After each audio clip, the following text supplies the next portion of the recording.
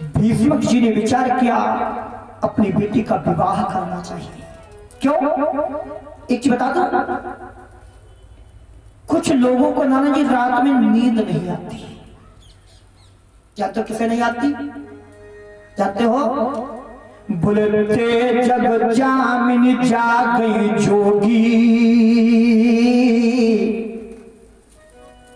परमारथी प्रपंच वियोगी।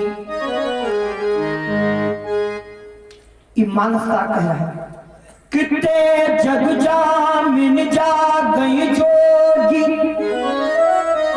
योगियों को रात में नींद नहीं आती, कहो रात के 2 बजे माला लेकर के जपने लगे हैं। और पारमारथी परमार्थ करने वाले को रात में नींद नहीं आती। अब हमने कप्तान सिंह भैया को फोन किया, भैया ऐसा करो 4 बजे आपको हमारे साथ में लखनऊ जाना है। अब कप्तान सिंह भैया रात भर जग रहे, ऐसा हो कहीं 5 बज जाए सो जाए। परमार्थ ही तो कर रहे हैं, परमार्थी प्रपंच। परिचित जी, परपंच करने वाले को रात ही मौका मिलता घुसुर फुसुर करने का।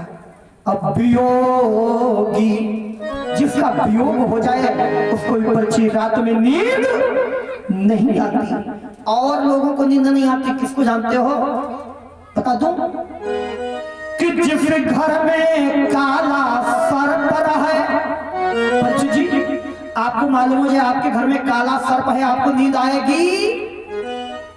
आएगी? नहीं आएगी। और छप्पर से टपकता पानी हो, और छप्पर से पर्ची जी पानी टपका है, रजैया गद्दा ले ले आदमी भागता है, नींद आएगी? नहीं आएगी। कि जिस घर में काला सर्प है, छप्पर से टपकता पानी हो, अरे उसी को भी नींद नहीं आती। उसको भी नींद नहीं आती, जिसके घर सुता सयानी।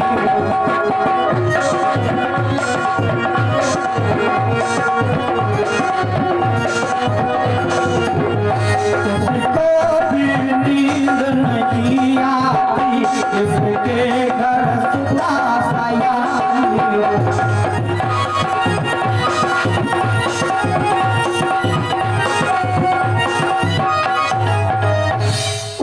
नींद नहीं आती जिसके घर सुता सयानी हो, जिसके घर पर बेटी जवान हो, विवाह करने के योग हो। अगर माता पिता की रात को 2 बजे नींद खुल जाए तो फिर नींद नहीं आती। अरे परमात्मा, अरे मेरे ठाकुर, कोई ऐसी कृपा कर दो जो मेरी बेटी के लिए सुयोग्य घर पर मिल जाए। उसको भी नींद नहीं आती जिसके घर सुता सयानी हो। भीष्मक जी ने विचार किया मेरी बेटी विवाह के योग्य हो गई, अपनी बेटी का विवाह करना चाहिए। परिचित जी, बेटी का विवाह, बहन बेटियों का विवाह कहां करना चाहिए? बोले जो घर पर कुल होई अनूपा, घर पर और कुल होई अनूपा, करिय विवाह सुता अनुरूपा। कि बेटी के सुयोग्य घर पर कुल है कि नहीं, ऐसी जगह बहन बेटियों का विवाह करना चाहिए।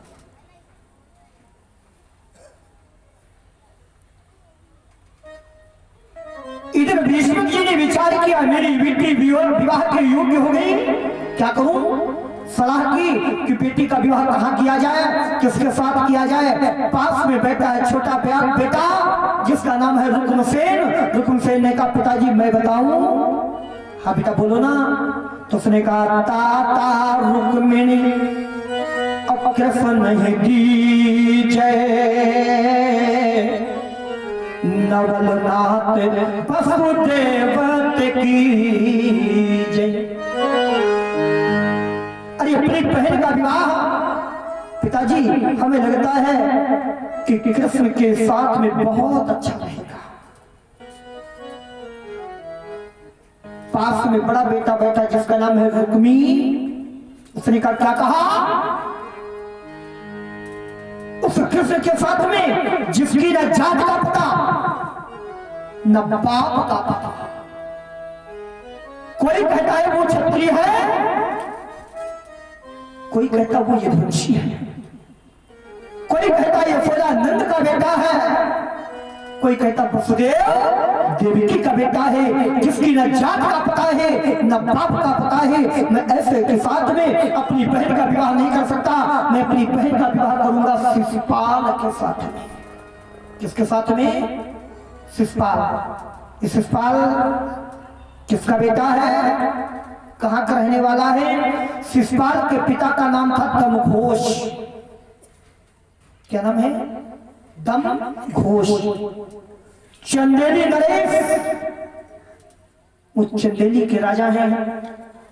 दमघोष के पुत्र शिशुपाल के साथ में विवाह तय कर दिया। अमुक दिन बारात आएगी। आज विवाह की बारात की सारी तैयारियां हो गई। एक विवाह में कार्यक्रम होता है, तेल कार्यक्रम होता ना, तेल चढ़ता है ना। तेल कार्यक्रम कराने के लिए जो पंडित जी आए, उन पंडित जी का नाम है सुदेव ब्राह्मण। क्या नाम है?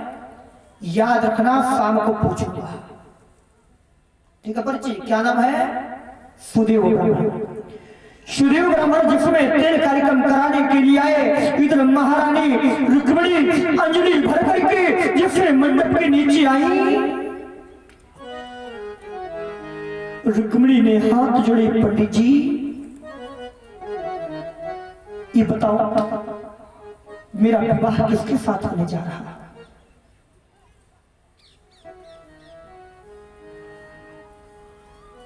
सुदेव ब्राह्मण ने कहा, बेटे क्या तुमको पता नहीं है तुम्हारी बारात लेकर के कौन आ रहा? बोले नहीं पंडित जी, मुझे पता नहीं है कि मेरी बारात लेकर के कौन आ रहा। भक्त माताओं का साधारण बात है, जिस बहन का विवाह होने जा रहा और उस बहन को ये नहीं पता कि हमारी बारात लेकर के कौन आएगा। और आज की कोई बहन होती है? परीक्षित जी, आज के जमाने में 50% तो बहनें खुद ही भूल देती है। हाँ हाँ, रह गई 50% में तो ऐसी को कोई बहन बेटी नहीं होगी जिसको ये ना पता हो मेरी बारात लेकर के कौन आएगा। हर किसी को पता होता ना।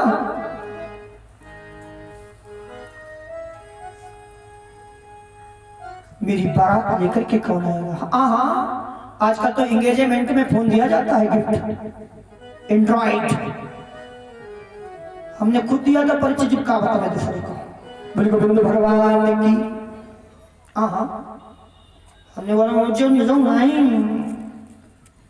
18,500 को लेकर दीवानों पड़ो सोनी एक्सपीरिया C2। हमने बहुत सहे।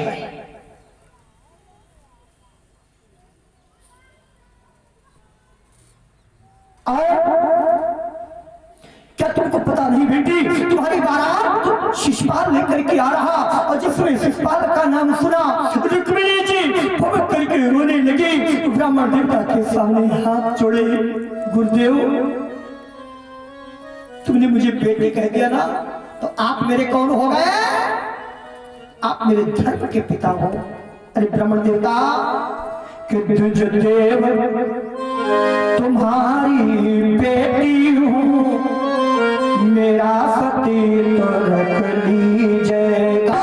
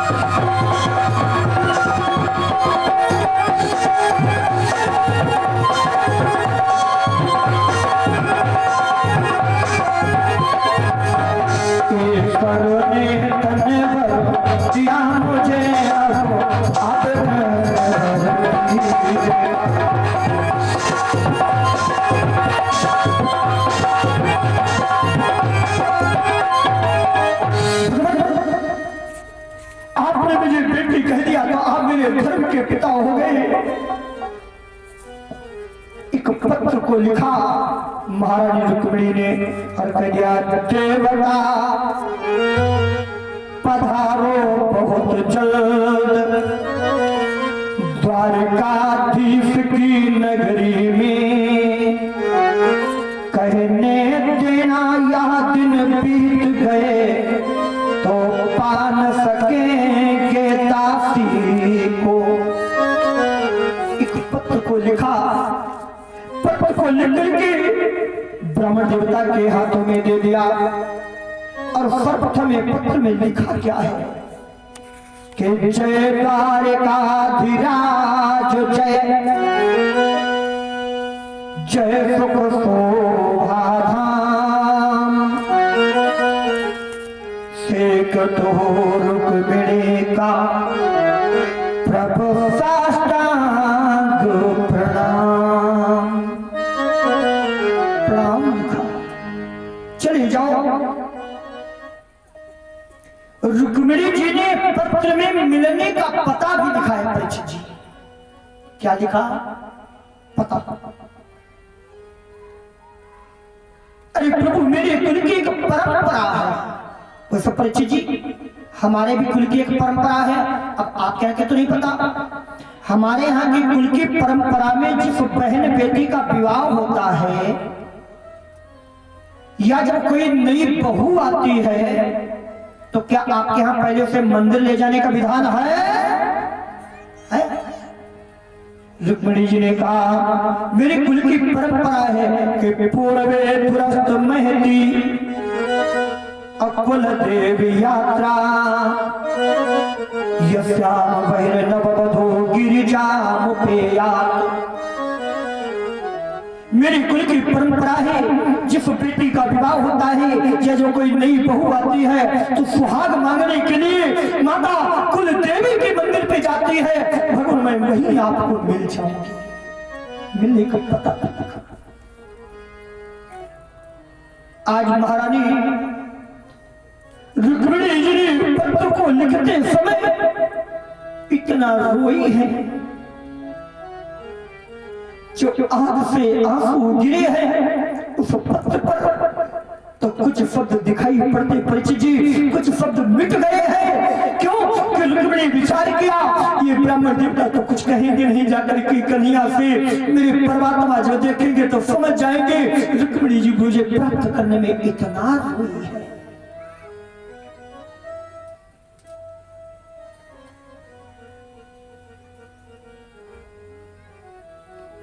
रुक्मिणी जी ने पत्र को दे दिया।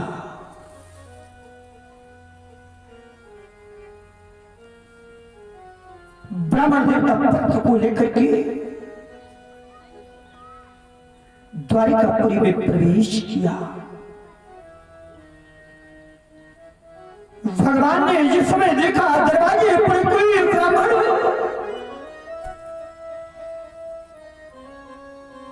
रुक से कूद पड़े, सिंहासन से दौड़ करके ब्रह्म देवता का प्रणाम किया,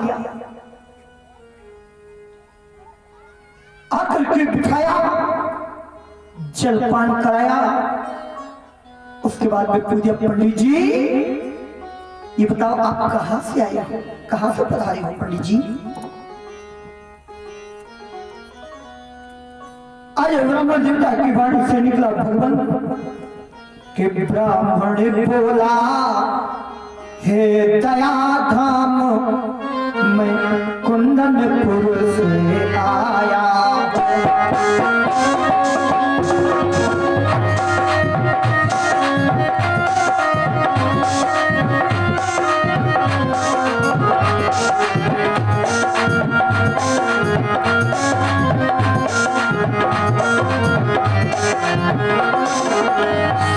ब्राह्मण बोला है दया धाम मैं कुंदनपुर से आया हूँ।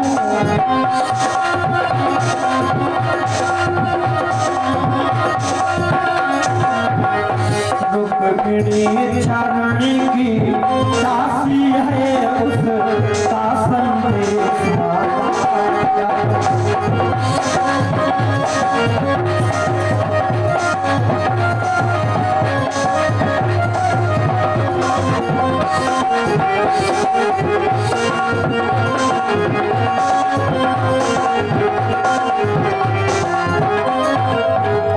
रुक्मिणी आपके चरणों की दासी प्रभु, उसका संदेश पत्र लेकर के आया हूं, और जिसने भगवान के हाथ में पत्र को दिया,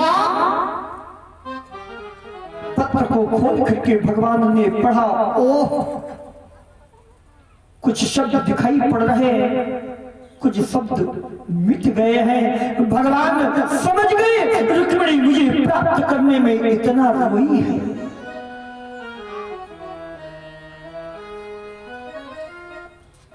भगवान ने कहा अगर रुक्मिणी मुझे प्राप्त करने में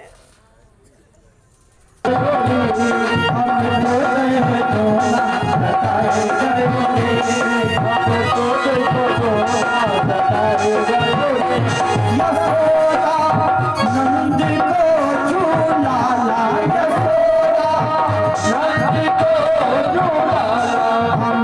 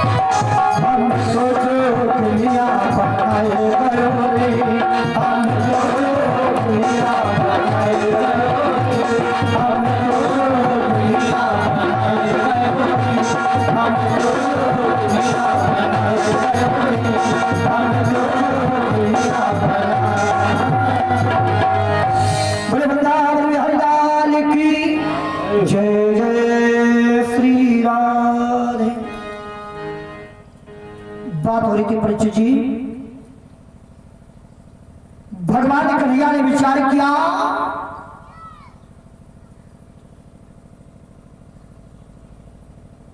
कि आज रुक्मिणी मेरे लिए कितना रोई है। जो कुछ शब्द दिखाई पड़ रहे हैं, कुछ शब्द मिट गए हैं, आंखों से अश्रु गिरे हैं पत्र पर, तो कुछ शब्द दिखाई पड़ते, कुछ शब्द बिगड़ गए हैं। भगवान समझ गए रुक्मिणी मुझे प्राप्त करने में कितना रोई है। भगवान ने कहा अगर रुक्मिणी मुझे प्राप्त करने में इतना रोई है, इतना भाव विभोर हुई है, तो मुझे भी रुक्मिणी को प्राप्त करने में रात रात भर नींद नहीं आती।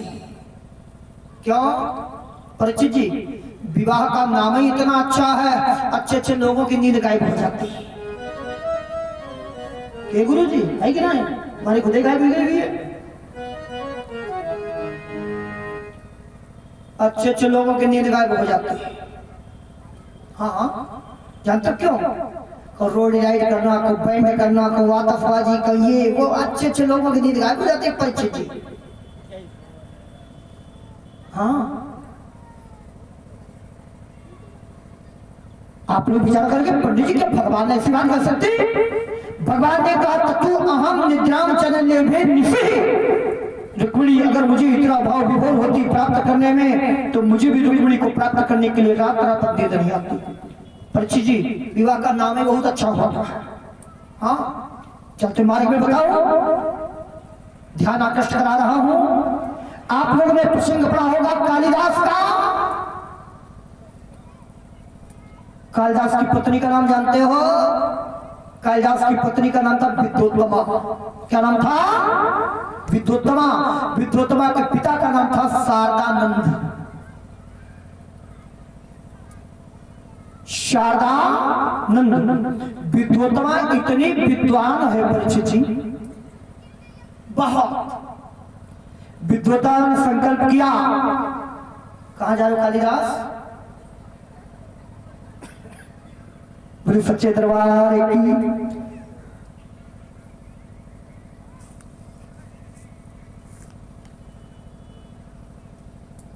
आज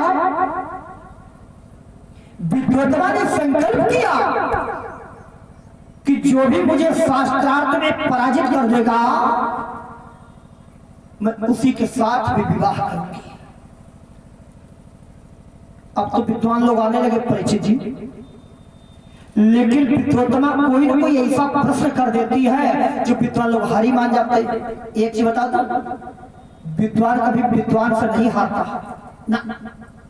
अगर विद्वान विद्वान से हार जाएगा तो उसकी विद्वत ही बेकार है। क्यों जी? विद्वान जब भी हारता तो किससे? मूर्ख से। किससे हारता? मूर्ख से। विद्वान बेचारे का भी ये बहुत होशियार बनती, इसके लिए मूर्ख ढूंढना चाहिए, तभी इसकी होशियारी खत्म होगी। विद्वान लोग चले मूर्ख ढूंढने के लिए, तो देखा एक डाली पर कालिदास बैठे और डाल को काट रहे। कौन सी? जिस डाल पर बैठे वही डाल काट रहे। विद्वानों ने विचार किया हम तो मूर्ख ढूंढने के लिए आए थे, लेकिन हमको तो ये महामूर्ख लग रहा। विद्वान ने विचार किया चलो उसे पूछ लिया जाए। अच्छा एक चीज बताओ, मूर्ख की पहचान जानते हो आप लोग? जानते हो जी? नहीं जानते। मूर्ख की पहचान ये होती, मूर्ख सोचता नहीं बोलता तुरंत है। अच्छा सोच के बोले तो मूर्ख है किस बात का? फिर भाई अगर मूर्ख सोच के बोले तो फिर मूर्ख है किस बात का? विद्वान तो बड़ी होशियार, विद्वान ने विचार किया चलो उसे पूछ लिया जाए। तो पूछा ये बताओ भैया क्या तुम डाल काट रहे? बोले हाँ हाँ डाल दिखाई नहीं पड़ता, डाल ही तो काट रहा है। अच्छा अच्छा अच्छा। बोले बताओ तुम जो डाल काट रहे हो डाल नीचे गिरेगी, तुम नीचे आओगे ऊपर ही बने रहोगे? तो मूर्ख का जवाब सुनेगा तुम्हारा मतलब क्या है कि हम डाल ही काट रहे हैं और जब तक उतर के आना है तब तक तुम्हारी डाल उठाओ घर चले जाओ। बोले हम डाले के साथ नहीं आएंगे, उठाओगे उठाओगे तो फटक जाएंगे। विद्वान विचार क्या है हम तो मूर्ख ढूंढने के लिए, लेकिन हमको तो महामूर्ख लग रहा। ये बताओ क्या तुम्हारा विवाह हुआ? विवाह करियो। बोले उतरिए आओ नीचे। सो टकोरा फेंका परीक्षित जी, उतर गया। लाओ भैया लाओ पिया लाओ। अरे विवाह को हल्दी मिर्चक दुकान थोड़ी ना है कि 100 रुपए का विवाह दे देना। विवाह तुम्हारा हो जाएगा, लेकिन क्या? बोले तुमको 24 घंटा मौन रहना पड़ेगा। कितना? 24। बस केवल 24 घंटा।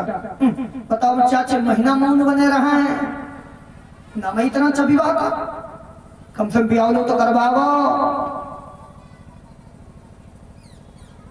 विद्वान ने कहा 24 घंटे बोलना बिल्कुल है। ठीक है बिल्कुल नहीं बोलूंगा। सो कालिदास को स्नान कराया गया, स्वच्छ कपड़े पहनाए गए, खूब चंदन बंधन लगा दिया गया, बगल में पोथी पकड़ा दी गई।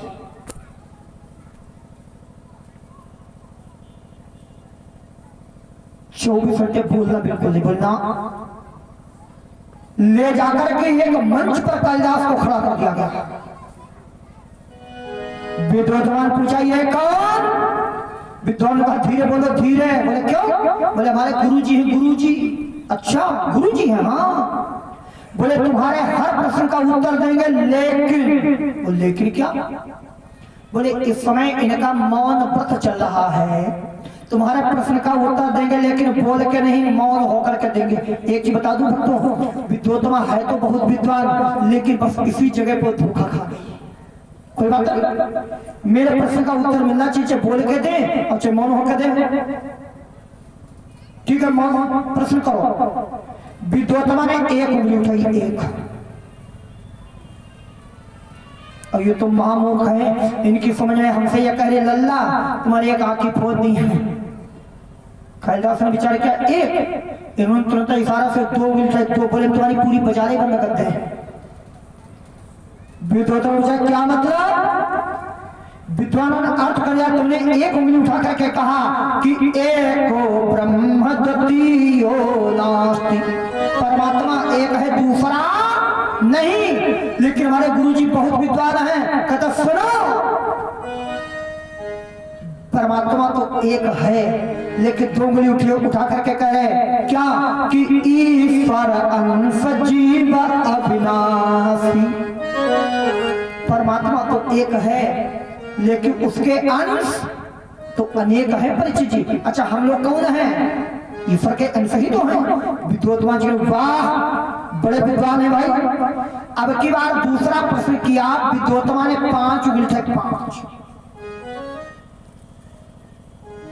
कालिदास तो महामूर्ख, इनकी समझ है हमसे करे लल्ला, वो तुम्हारे तुम्हारे तो जो गलुआ इधर इधर घूम जाए।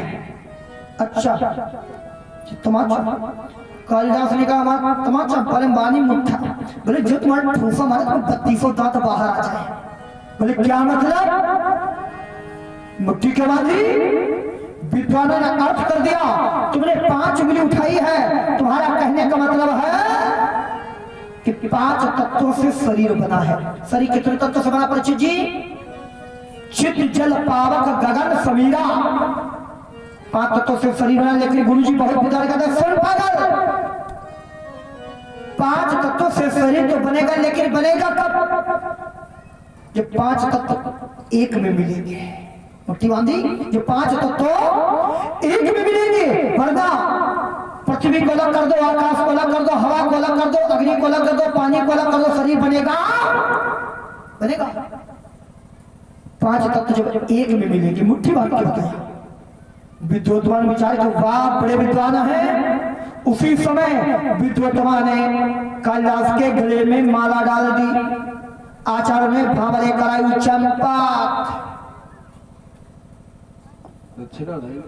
काहे की ब्याह कराया। एक तो विद्वान का विवाह किसी मूर्ख के साथ हमें करवा दो, और दक्षिणा पंडितन के खाली प्राणे बच जाए वही काफी काफी है, छोड़ी सी दक्षिणा। आखा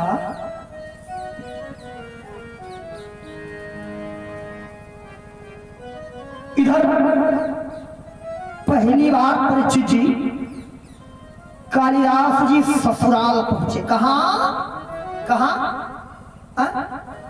ससुराल कहां पहुंचे? परिचित बड़ा ससुराल। अब ससुराल की खातिर तो परिचित जानता ही हो, गए हो कुल बार जो गिलट वाला रुपया में इतनी बड़ी गोल गोल छोटी छोटी पूरी बनाती, सासू माता पूरी पूरी कलाकारी से। लेकिन एक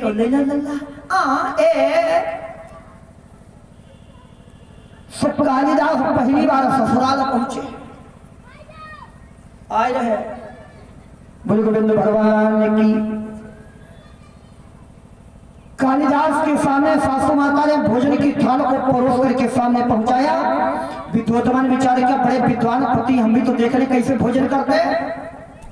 सो कालिदास के सामने भोजन थाल पहुंची। सो कालिदास ने एक पूरी ली और सब्जी ली और खाने लगे। विद्वतमान विचार किया, ये कैसे विद्वान पति है? अरे कोई चीज सामने आती पहले उसका भोग लगाना चाहिए। अरे भोग ना लगाए कोई बात नहीं, लेकिन पूरी खाई गई। तुरंत इशारा किया, ए स्वामी,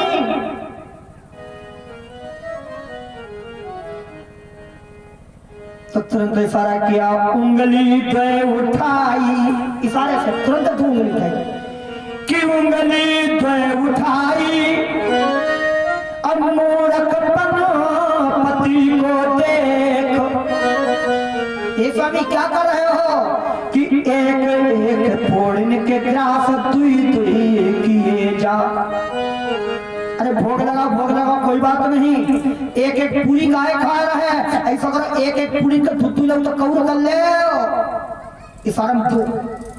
और कालिदास तो महामूर्ख, इनकी समझ में पत्नी बहुत विद्वान है। हमसे जो कह रही कि मम्मी ने पूरी छोटी छोटी बनाई है, एक एक पतना, एक एक दूध दिखाओ दूध। कालिदास ने कहा, देवी जो कहियो सोई करी है। अब की बार 2 पूरी ली और सब्जी ली, खाने लगे। दुई दुई को चाहे लागो,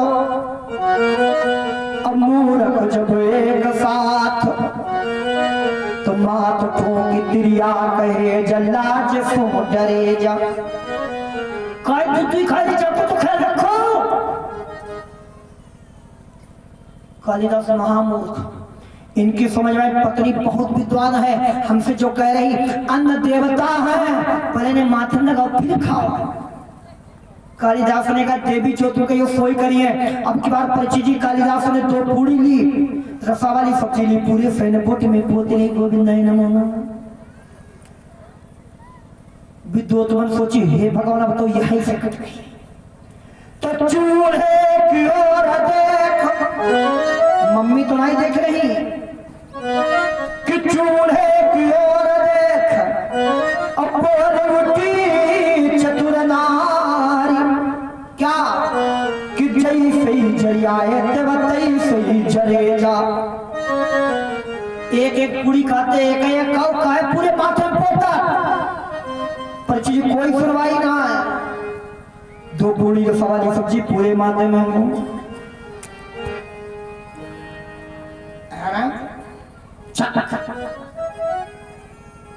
प्रातःकालीन का समय हुआ।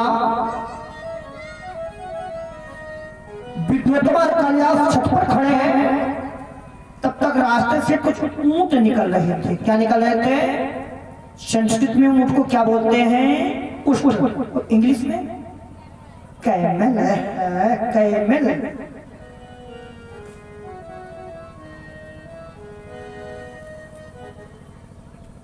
देखो हिंदी वर्ण वाला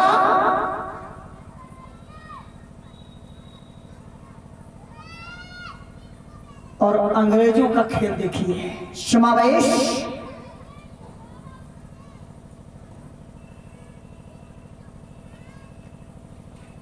हिंदी वर्णमाला का पहला अक्षर क्या है? आ। आ माने आ से अनार, आ से अनार। यह गधु आ से अज्ञानी, आ से अज्ञानी। और अंतिम अक्षर क्या है? ज्ञा। ज्ञा से ये मेरी हिंदी भाषा अज्ञानी को ज्ञानी बनाती है, अज्ञानी को ज्ञानी बनाती। और इंग्लिश का जरा समावेश देखिए, एफ आर एप्पल माने सेब, और जेड फॉर जेब्रा माने चित्तीदार गधा। फल से शुरू किया और गधा बना करके छोड़ दिया। ये इंग्लिश का समावेश है। लोग कहते ओ माय गॉड, गॉड। अच्छा गॉड का जरा उल्टा करो तो क्या हो जाएगा? क्या बात है, वाह भाई वाह। गॉड का उल्टा डॉग माने, ये इंग्लिश का समावेश दिखेगा। परीक्षित जी कितनी गलत बात है, फिक्र करोगे क्या? आज